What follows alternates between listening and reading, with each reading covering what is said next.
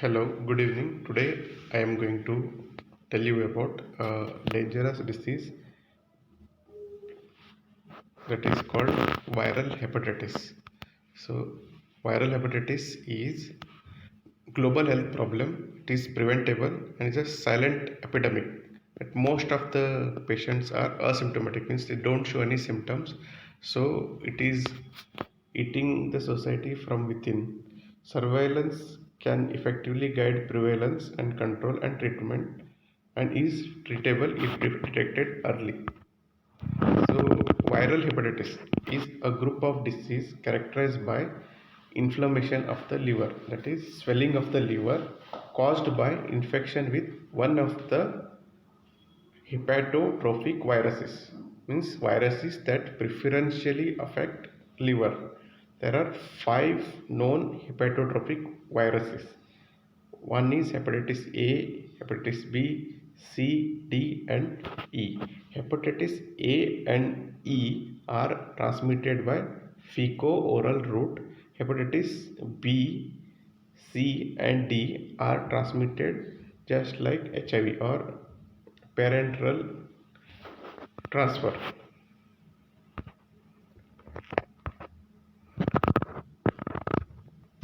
So, what are the special aspect of viral hepatitis in society? Epidemiology. There are multiple disease outcomes. Means some people may suffer variety of outcomes, and all these have similar presentation and asymptomatic in most of the patient, and multiple modes of transmission and multiple person at risk, and it needs to be diagnosed externally with tests. So this is the global burden, means various causes of death in the world, and hepatitis causes 1% of the death in the world. The numbers are 1%, but in reality it may be more. So as the years are progressing, the death due to viral hepatitis or hepatitis related deaths are increasing compared to other diseases like tuberculosis, HIV, malaria. Viral hepatitis caused 1.34 million deaths in 2015. 96% of these deaths were related to hepatitis B and C infection, which causes cirrhosis of liver, in which the liver loses its shape and size and function, or hepatocellular carcinoma, there is malignant transformation of liver cells leading to cancer. So this is the graph showing number of death due to hepatitis A, hepatitis B, C, and E virus. So maximum deaths are related to hepatitis B and C. How can we prevent? Prevention is better than cure. So how can we prevent hepatitis, viral hepatitis related mortality and morbidity? One is prevention of new infection. How can we prevent new infection? One is vaccination. Vaccination is available for few of the viruses like hepatitis B. Taking vaccination. Food and water safety. Hepatitis A and E, as I told before, transmits through water and contaminated food. So, food and drinking water safety, harm reduction, then sanitation and hygiene, safety of blood and blood products, infection control, safe injection practices, surveillance of acute hepatitis and chronic infection and sequelae, then management of chronic viral hepatitis, which is seen in hepatitis B virus and hepatitis C virus, that is, test and treat the disease. So whenever a person is exposed to these viruses, I am trying to tell about hepatitis C and B. in 15 to 25% there is spontaneous resolution, means they recover after a brief illness, means small duration illness. In 75 to 80% there is chronic infection more than 6 weeks or 6 months. In few person they resolve, and in few person they progress into to 20% cirrhosis, that is the liver loses its size, shape and function, leading to cirrhosis. This cirrhosis may in 1 to 4% of the people lead to liver failure and hepatocellular carcinoma, which reduces the life expectancy. So this is the phases of chronic hepatitis B and C. The rate of progression is over 30 years. The person is affected with normal liver, goes into acute infection. Normal liver goes into acute infection. From acute infection, he develops chronic infection. From chronic, it leads to chronic hepatitis. It leads to cirrhosis of liver, and in 1 to 4% carcinoma. If there are no other risk factors, this is slowly progressing up to this stage, that is up to carcinoma. If there are coexisting like alcohol use and infection with other viral infection like hepatitis D or C co-infection, there is rapid progression of this disease.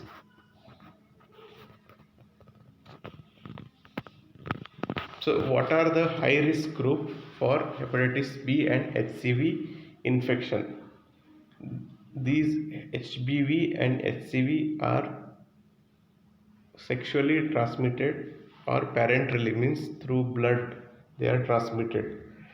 So the focus and priority population for testing should include people who inject drugs,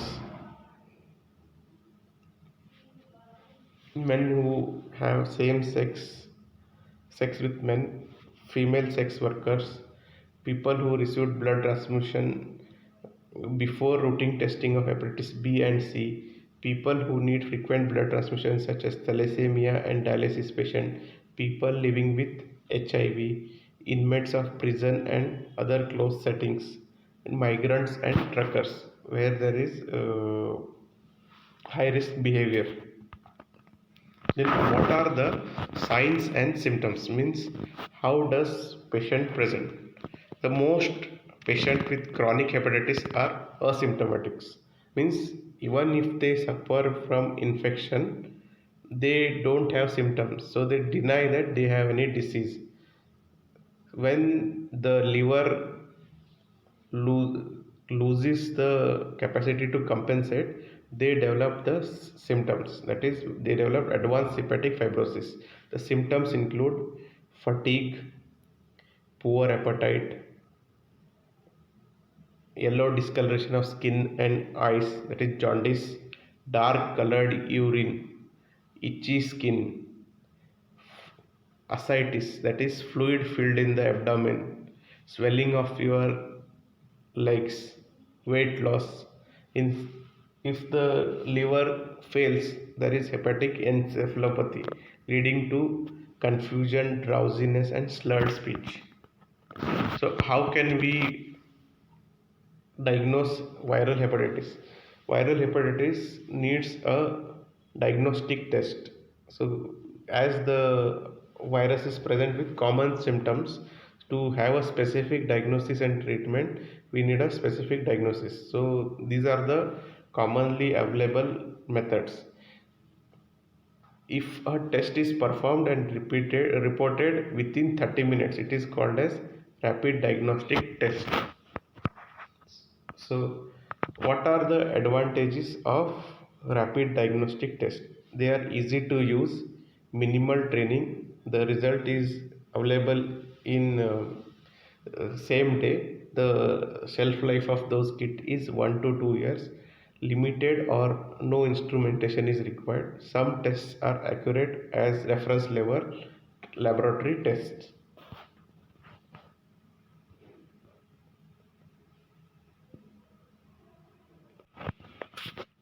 testing algorithm for diagnosis of viral hepatitis in patient without jaundice. If a person is not suffering with jaundice, means he is asymptomatic, we take the blood sample, serum and plasma. We do for hepatitis B HBsAg test. If it is reactive, we label him as HBV positive, hepatitis B positive.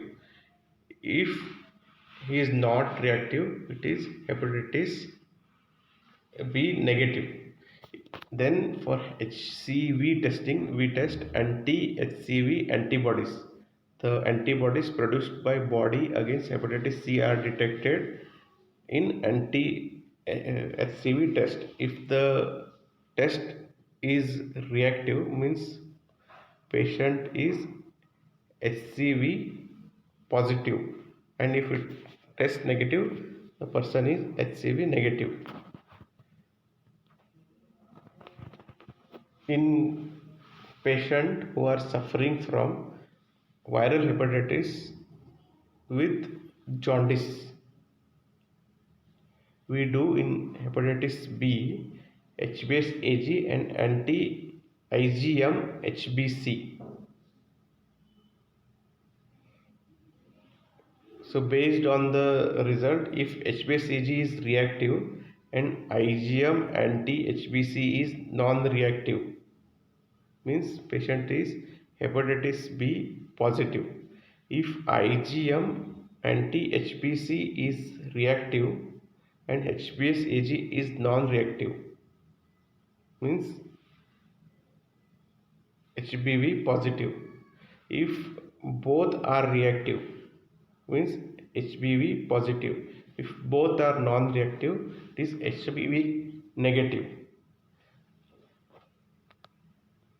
In HCV, it's similar to asymptomatic. That is, if the test is reactive, it is positive. If test is negative, it is non-reactive.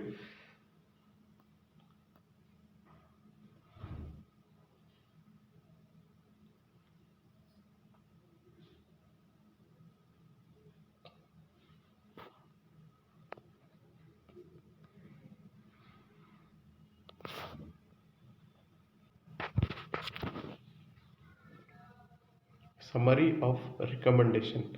In a population, when we do